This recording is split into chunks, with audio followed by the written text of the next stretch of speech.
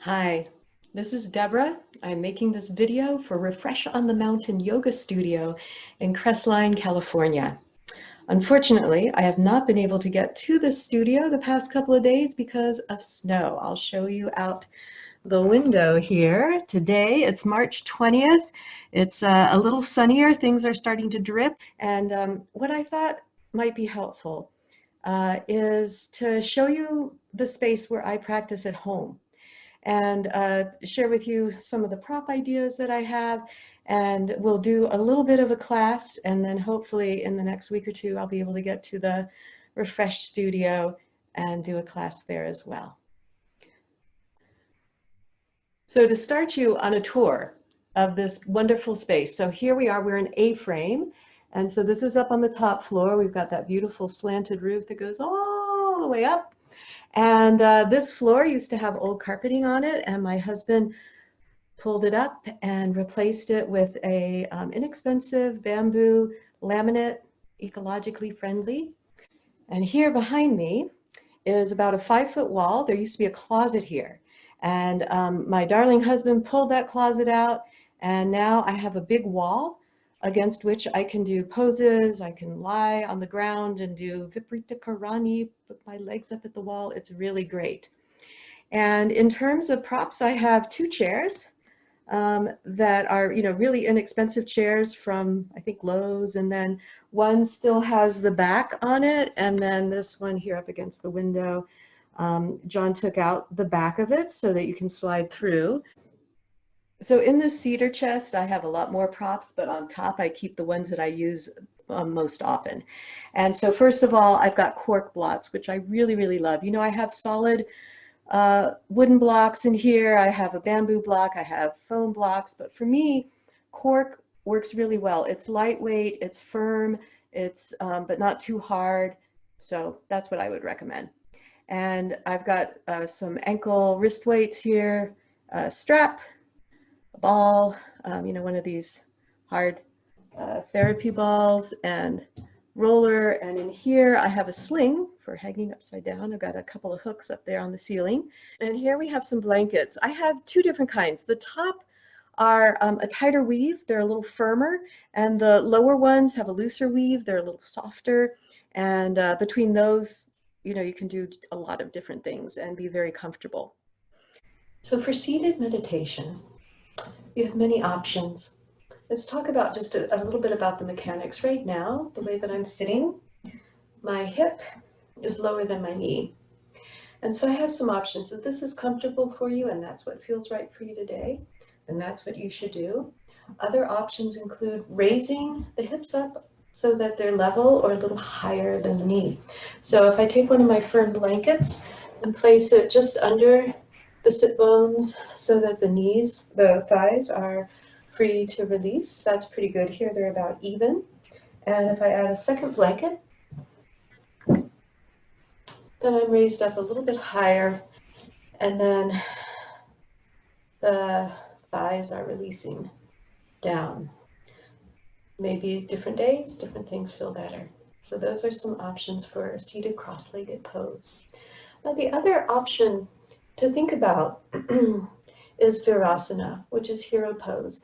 And it's an even pose. Right now, whenever we're sitting in cross-legged, this is an asymmetrical pose, and so then we have to work towards bringing as much symmetry to that pose as we can. And we do that by adjusting the balance of the torso, the weight of the torso on top of the sit bones, paying attention to whether we're leaning forward or back, or maybe having more weight on one side than the other. So we want to even that out, and then lifting up gently through the pelvic floor, engaging just gently the abdominal muscles, and then coming all the way up. Another option to think about would be perhaps Virasana, hero pose. Now that's a symmetrical pose. And I'll show you briefly the way that I like to get into this pose. And I want to thank Marta for teaching me this. So if you get onto your hands and knees and bring your knees together and your feet apart, and then let your head come all the way down, Balance on your head so your hands are free. Place your fingertips behind the knees. Draw the flesh of the calf back and then over to the side, and then come and sit in between the heels. Now, if this is comfortable, that's great. But a lot of times, especially if we're going to be sitting for a long time, you're going to want a little more height. So you have some options. You know, for example, here is one of those cork blocks that I was talking about earlier. And that can fit right in, pulling the flesh away from the sit bones. And then here I am. Feels pretty good. If you don't need quite so much height, or if that's too hard, another option is if you have a foam block. Here I have a half foam block. And again, you can do that. You can take blankets, you can put it under there. And you know, if you don't have any props, look in your bookcase. Of course, you don't want to, you want to be particular about what you're going to be sitting on, but I think Homer will be okay with my sitting on the Iliad. Oh, this is Ollie passing through. Okay, so this is, yeah, I think I can sit on the Iliad. It's okay. So here we go. And very comfortable. So check out your books. Books are great because they're different. You can do hardback, you can do paperback. They're different widths, they're different heights, and you can find like just the right height and level of hardness for your books. All right. Once you've found the seated position that you would like to calm yourself with, breathe, meditate. Thinking about what to do with the hands is always very interesting. So one of my favorites is just placing the back of the right hand into the left palm and letting it rest. This is a really nice, comforting, open yet grounded kind of position for the hands. And it has repercussions all the way up the arm and the shoulders and so on. For the strongest grounding, palms on the thighs can provide a lot of comfort and grounding. For opening and becoming more vulnerable, of course, letting the palms sit face up is wonderful. For those of you who are interested in looking at different mudras, you can experiment with what is it like to place the forefinger and the thumb together. And then maybe try another time with the middle finger and the thumb. And maybe another time with the ring finger. And maybe another time with the pinky. And sort of see what the effects of these different mudras might do.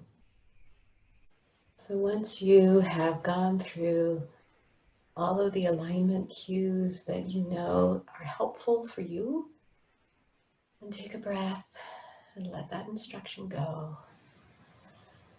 And either gently close your eyes or soften your eyes and draw your conscious attention towards the breath, moving in and out of the body.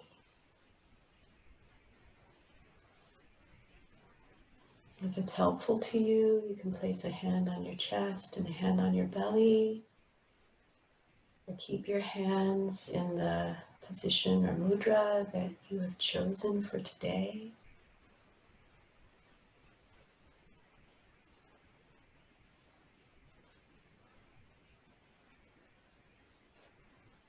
Let the breath soften, elongate, even out.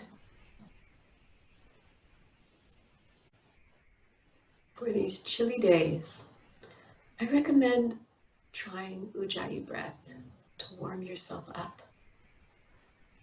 This is where there's a slight constriction in the back of the throat. The nostrils, the mask of the face is very calm and passive and soft. And you're regulating the flow of air in and out of the body through the back of the throat. And that slight constriction creates an oceanic sound that you can hear inside your head. And if it's really loud, then others can hear it as well. So I'll just do a brief demonstration, 3 breaths. Please pause, take as much time as you need. All right.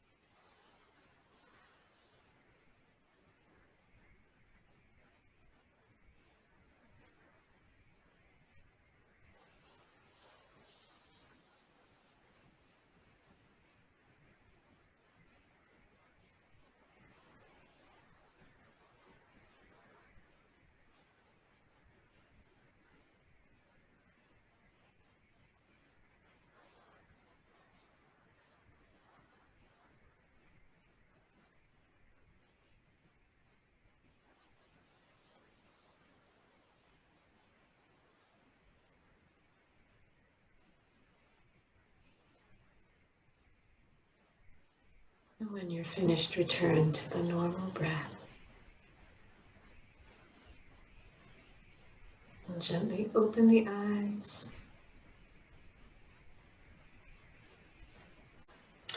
All right, let's clear our mats of all props, and we'll go into a short sequence of combinations of tabletop, cat, and cow. This is a great sequence to do in the morning, as well as in the evening, as well as in the middle of the day when you're taking a break from all of those Zoom meetings that you've been hosting and participating in. And it's good for the range of movement in the spine. It's good for what ails you. I get to play in a body that has scoliosis and one leg longer than the other, and now arthritis in the hip. And this is a sequence that's very helpful for that, to help bring some balance and as much evenness as is possible. And Ollie likes it too. All right, let's start with warming up our wrists. Okay, some circles in one direction, some circles in the other. I know a lot of the Refresh friends have wrist issues, carpal tunnel, so we will have some weight there, or you can do any of the variations that you normally do. All right, now once you feel ready, let's come onto hands and knees, neutral tabletop. So take a moment to spread the palms wide, thumbs lengthening towards each other, wrists under shoulders, knees under hips. The wrists can also be slightly ahead of the shoulders, but just not behind the shoulders. And take a breath or two here. So to go into the first cat, we'll exhale, draw the belly in, press into the palms, lengthening out of the shoulders. Inhale, lengthening forward into cow. We'll just do 3 more here. Feel free to do as many as is good for you right now.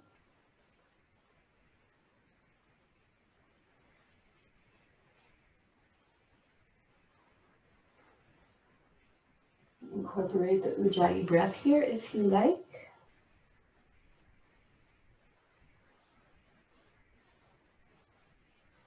And once you've finished that particular sequence, then you can even do a little bit of play here, moving into some circles in one direction, maybe from small to big, bending in all the joints, letting everything sort of warm up and get loose. And then bringing it back to a neutral tabletop. So extend out one leg onto the ball of the foot, even out the hips. Inhale, extend the opposite arm out, thumb pointing up as if you're going to shake someone's hand, and even out the shoulders. And from this even hip and shoulder, then lengthen out the hand and arm, lengthen out all the way through the heel, lifting the back of the thigh up. And when you're ready, on an inhale, lift the back leg up. So we're disturbing as little as possible the evenness in the shoulders and the hips, just as if all 4 points were down on the ground. And so hold for a moment, lengthen through the crown of the head, and then stay here, or if you like, we can start to do some variations. We'll bring elbow to knee I'll just demonstrate that 3 times, but do that as often as you like. Exhaling as you bring elbow to knee. Inhaling as you lengthen all the way out. And then once you've done those, if you want to take another variation, taking the ankle in hand.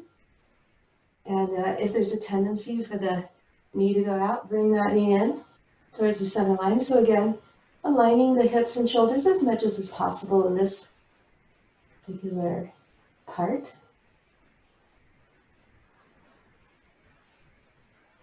And then gently bending deeper in the knee, releasing the ankle, coming back into that stable point, and then just let that foot come down onto the ball of the foot, palm down, knee down, back, and neutral tabletop. We'll do cat and cow here. Release any tension.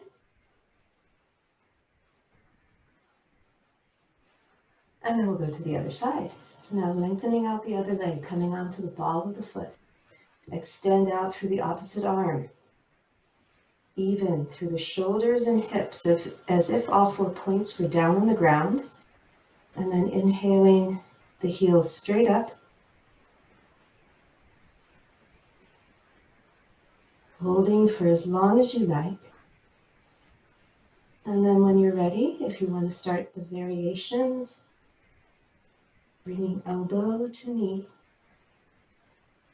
Exhale. Inhale. Exhale. Inhale. Lengthen through the crown of the head, through the fingertips, the heel, all while keeping the shoulders and hips even. Bend in that back knee, take the ankle in hand. Lifting the heel and hand up towards the sky in the center line of the body. Bend a little deeper in the knee to release the ankle, lengthen through the heel. And then exhale, let the ball of the foot come down, hand come down, knee come down, neutral tabletop. Exhale. Cat. Inhale, cow. We'll do one more.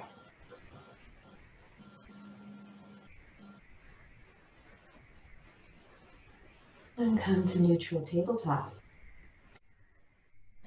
From your neutral tabletop, take one arm and dive it under the other, coming on top of the shoulder. The hips want to follow the hands, so bring the hips back to the center, and then exhale, release the hips to the wall behind you. Before releasing the supporting arm, extend that supporting arm leg out long, coming onto the ball of the foot. The knee is pointing down towards the ground. And then on an inhale, lift the heel up. Toes are pointing down. And breathe. And when you're finished, exhale, release the ball of the foot down on the ground. And then release the knees. Adjust your hips. And then when you're ready, inhale and bring that supporting arm up. Starting to turn the torso up towards the hand. Perhaps the gaze goes up towards the hand. And then exhale, release the hand, take the opposite thigh. Press along the arm on the ground. Bring the low ribs forward, the upper ribs back. Turning the torso up towards the sky. And when you're done, exhale, release that arm. Place it under the shoulder and come back to neutral tabletop. And then from here, we'll go to the other side.